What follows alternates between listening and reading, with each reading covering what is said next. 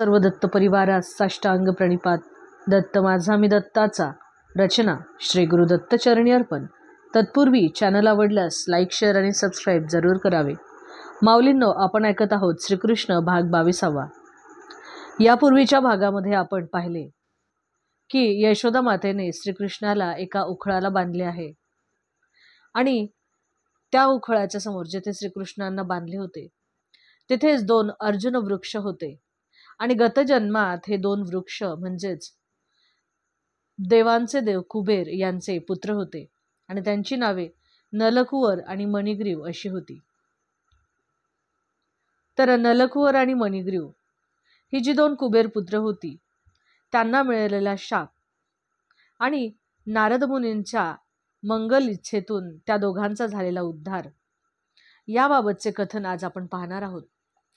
तर हे दोघेही जण देवांचे कोषाध्यक्ष जे आहेत ते म्हणजेच कुबेर यांचे पुत्र आणि कुबेर हे शिवाचे मोठे भक्त होते आणि भगवान शिवांच्या आशीर्वादानेच कुबेरांना भौतिक ऐश्वर्य प्राप्त झाले होते.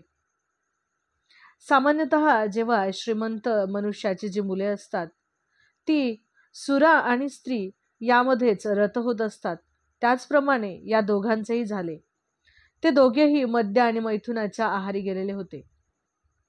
एकदा काय झाले, हे दोघेही देव कैलासामध्ये जी मंदाकिनी नदी होती त्या तीरावरती भगवान शिवांचे जे उपवन होते त्या उपवनामध्ये अतिशय वेगवेगळ्या प्रकारचे सुगंधी फुले भरलेली होती आणि त्या तेथे गेल्यावरती या दोघीही कुबेर पुत्रांनी मनसोक्त मद्यपान केले आणि त्यांच्यासोबत काही सौंदर्यवती स्त्रिया होत्या ज्या अतिशय सुंदर अशा मधुर गायन करत होत्या आणि अशा प्रकारे ते दोघेही मत्तावस्थेत होते आणि ते प्रफुल्लित भरलेल्या कमळांच्या नदीमध्ये ते दोघेही उतरले आणि एक हत्ती ज्याप्रमाणे आपल्या हत्तीनी बरोबर पाण्यामध्ये विहार करतो त्याप्रमाणे हे दोघेही त्या सुंदर तरुणींच्या सोबत त्या नदीमध्ये क्रीडा करू लागले.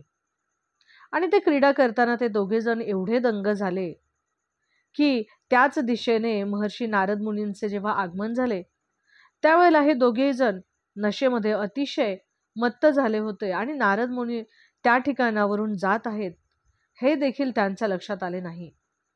परंतु या 2 पुत्रांच्या बरोबर ज्या सुंदर तरुणी तेथे होत्या त्या काही नशेमध्ये नव्हत्या, त्यामुळे त्यांना लाज वाटली आणि त्या घाईघाईने नारद मुनींच्या समोर आपली शरीरे झाकून घेण्याचा प्रयत्न करू लागले. परंतु ह्या दोन्ही कुबेर पुत्रांना मात्र नारद मुनी तेथे आले आहेत, त्यांचे आपल्याकडे लक्ष आहे हे एवढे देखील त्यांना समजले नाही आणि आपली शरीरे झाकावी असे सुद्धा त्यांच्या लक्षात आले नाही. तर अशा प्रकारे या कुबेर पुत्रांचे असे हे पतन पाहून नारद मुनींना खरोखर अतिशय वाईट वाटले आणि त्यांची ह्या अशा प्रकारच्या अवस्थेतून त्यांची सुटका करावी म्हणून नारद मुनींनी त्यांना शाप दिला आणि शाप देऊन एक प्रकारे त्यांनी त्या दोघांवरती कृपाच केली. अशा प्रकारे नारदांना त्या 2 कुबेर पुत्रांची अतिशय दया आली आणि म्हणून त्यांचा उद्धार करावा आणि प्रत्यक्ष भगवान श्रीकृष्णांचे त्यांना दर्शन व्हावे म्हणून त्यांनी त्या दोघांना शाप दिला आणि त्या शापामुळे ते दोघेही जण वृक्ष झाले आणि ते नंद महाराजांच्या अंगणामध्ये ते दोन्ही वृक्ष अर्जुन वृक्ष म्हणून येऊन पडले आणि प्रत्यक्ष भगवान श्रीकृष्णांचे दर्शन होण्यासाठी त्यांना नंद महाराजांच्या अंगणामध्ये ते वृक्ष म्हणून उभे राहिले. आता नारद मुनींनी या दोघांना वृक्ष व्हावा असाच शाप का दिला? तर वृक्ष आणि वनस्पती हे जे काही निसर्गाचे नियम आहेत त्या नियमानुसार ते अचल असतात. अचल म्हणजे ते एका ठिकाणाहून दुसऱ्या ठिकाणी आपण होऊन जाऊ शकत नाहीत आणि ह्या वनस्पती जरी तमोगुणाने आवृत्त असल्या तरीही या वनस्पती स्वतःहून कुणाला इजा करत नाहीत. त्यामुळे महर्षी नारद मुनींनी कुबेर पुत्रांना अशा प्रकारे वृक्ष होण्याची शिक्षा केली आणि वृक्ष जरी झाले तरी या योनीत देखील या दोन्ही पुत्रांची स्मरणशक्ती मात्र नष्ट होणार नाही याच्याबद्दल नारद मुनींनी पूर्णपणे काळजी घेतली, कारण की त्यांना या गोष्टीचे सदैव स्मरण राहावे की आपल्याला नारद मुनींनी असा शाप का बरे दिला, आपण कुठली अशी पापे केली होती ज्यामुळे आपण वृक्षाच्या योनीमध्ये आलो आहोत ह्या गोष्टींचे त्यांना विस्मरण होऊ नये म्हणून त्यांच्या जीवाने दुसऱ्या देहामध्ये जरी जन्म घेतला असला तरीही नलकुवर आणि मणिग्रीव यांची स्मरणशक्ती मात्र कायम होती. नारद मुनींनी नंतर असा विचार केला की हे दोन्हीही जे कुबेरांचे पुत्र आहेत, हे दोन्ही पुत्र 100 वर्षापर्यंत या वृक्षाच्या योनीत राहावे आणि त्यानंतर पूर्ण पुरुषोत्तम भगवान श्रीकृष्ण यांचे या दोघांना साक्षात दर्शन होण्याचे सौभाग्य देखील लाभावे म्हणून नारद मुनींनी या दोघांना अशा प्रकारे शाप दिला.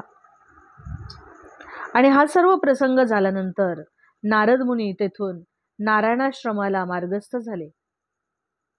इकडे नंद महाराजांच्या अंगणामध्ये हे 2 वृक्ष अर्जुन वृक्ष म्हणून होऊन पडले आणि साक्षात भगवान श्रीकृष्णाचे समोरासमोर दर्शन करण्याकरता त्यांना या नंद महाराजांच्या अंगणामध्ये उगवण्याची संधी देण्यात आली.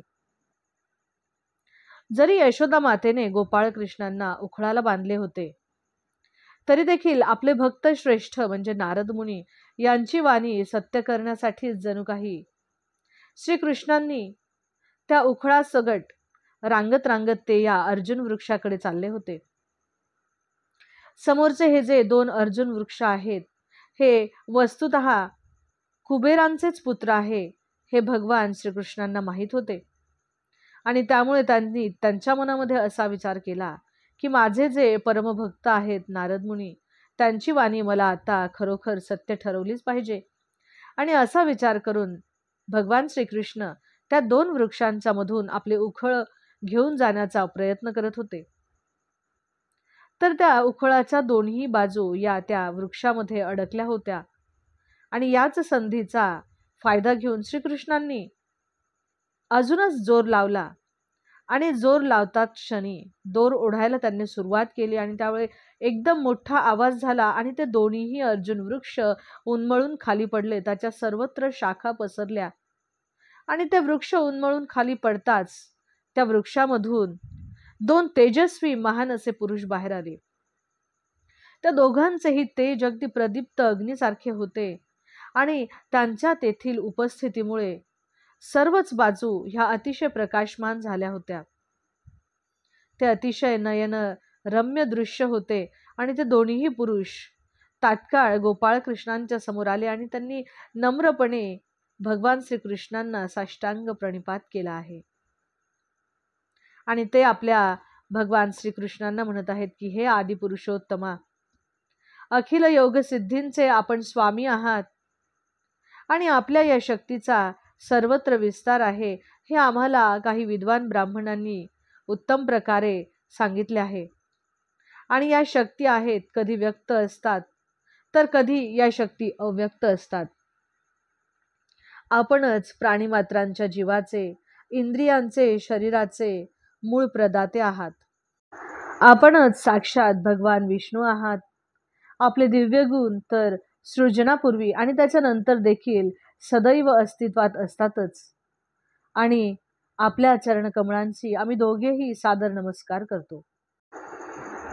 हे परममंगल प्रभो, आम्ही आपल्या चरणी साष्टांग दंडवत घालतो. आपण सर्वव्यापक भगवान श्री वासुदेव आहात. आपणच शांततेचे स्रोत आहात आणि आपणच स्वयं भगवंत आहात. हे प्रभो, आमच्या दोघांचे पिता कुबेर हे आपलेच सेवक आहेत. त्याचप्रमाणे नारद मुनी देखील आपलेच सेवक आहेत आणि केवळ त्यांच्याच आशीर्वादामुळे आम्ही आपले प्रत्यक्ष दर्शन करू शकलो आणि आम्ही सदैव आपले ही जी दिव्य कीर्ती आहे त्याचेच गान करू. आपल्याच दिव्य चरित्राचे श्रवण आम्ही करावे एवढीच आमची प्रार्थना आहे. आणि आमचे हस्तपादादी अवयव आणि आमची इंद्रिये ही सदैव आपली सेवा करण्यामध्येच संलग्न राहावेत. तसेच आमचे मन आपल्या चरणकमळांच्या सदैव चिंतनात लागलेले असावे. आमचे मस्तक सदैव आपल्या सर्वव्यापी हे जे विश्वरूप आहे या विश्वरूपापुढे सतत लीन असावे.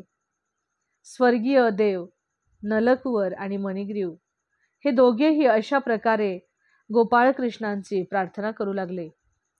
आणि यशोदा मातेने दोराने जेव्हा गोपाळकृष्णांना उखळाला बांधले तेव्हा गोपाळ कृष्ण हे मनोमन स्मित हास्य करू लागले आणि त्यावेळेलाच ते कुबेर पुत्रांना म्हणाले की हे कुबेर पुत्रांनो, मला ह्या आधीच ज्ञात होते की माझे जे थोर नारद मुनी, जे माझे थोर भक्त आहेत, देवकुळामध्ये अमाप संपत्ती आणि अनुपम सौंदर्य प्राप्त झालेल्या तुम्हा दोघांना वाचवून त्यांनी त्यांची अहैतुकी कृपा त्यांनी तुमच्यावरती दर्शवली आहे आणि तुम्हा दोघांनाही घोर नारकीय स्थितीतून पतन होण्यापासून त्यांनी तुम्हाला वाचवलेले आहे.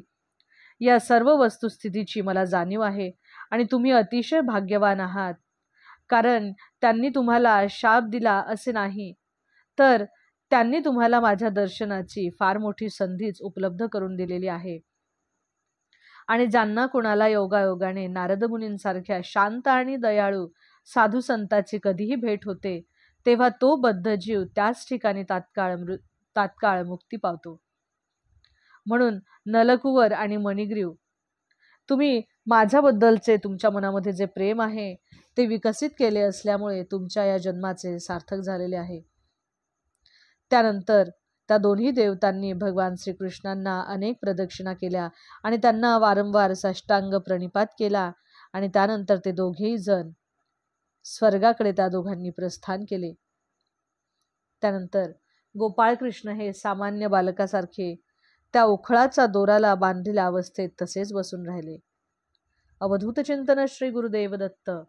दिगंबरा दिगंबरा श्रीपादवल्लभ दिगंबरा. जय श्री कृष्ण.